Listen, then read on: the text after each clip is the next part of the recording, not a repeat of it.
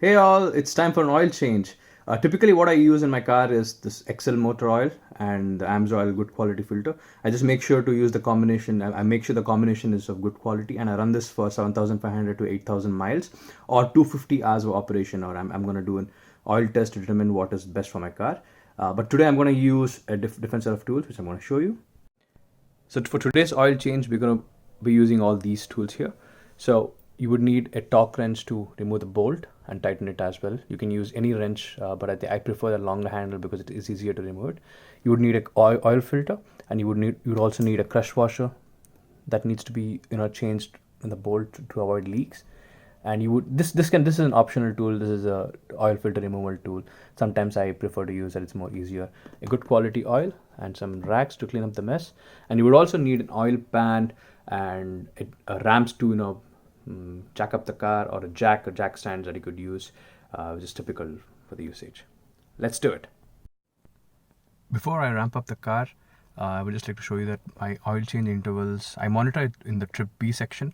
So it's ran like 7,656 miles right now, and it's ran for 234 hours, let's say 235 hours total.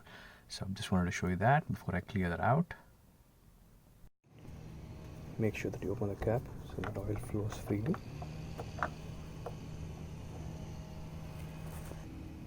The car is properly ramped, and I have my oil catch can as well. All good to go.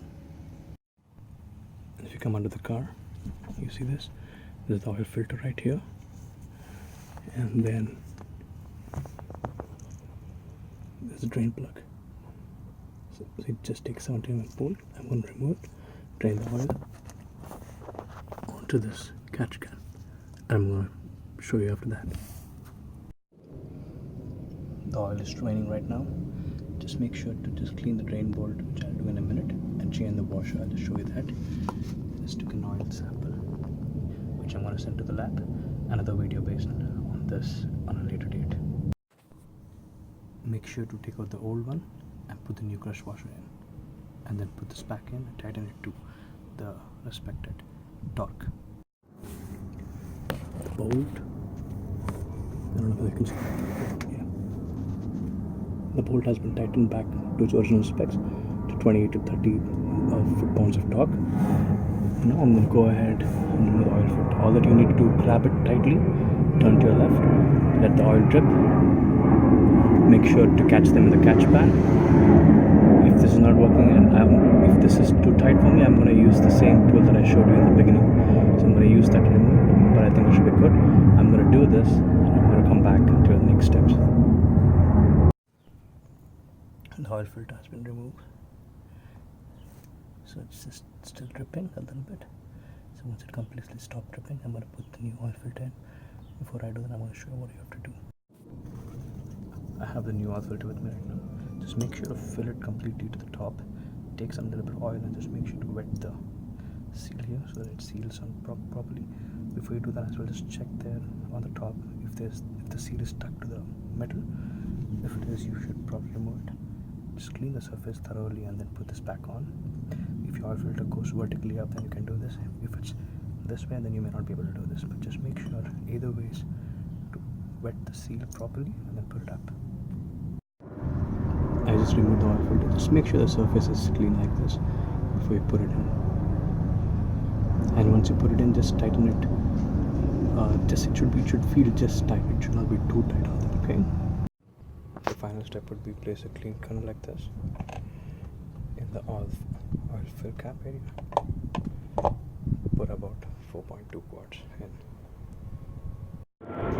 And also make sure to discard the oil properly, recycle it, give it to your nearest auto mechanic store, so that he can recycle it, and discard the oil filter accordingly as well. Cheers. So once you put in the oil, make sure to put the cap back on, tighten the cap properly, and then come back and start the car and just idle it for like 2 to 3 minutes, and then just check for leaks at the bottom. There should be no leaks as long as you have tightened it to the proper torque and made sure the oil filter was tightened properly. So you should be good.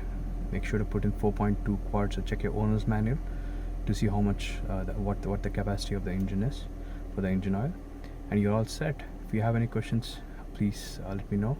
I can answer them. If I've missed anything on the video, I'm definitely going to put some annotations during the videos to make sure to cover that as well. Thank you.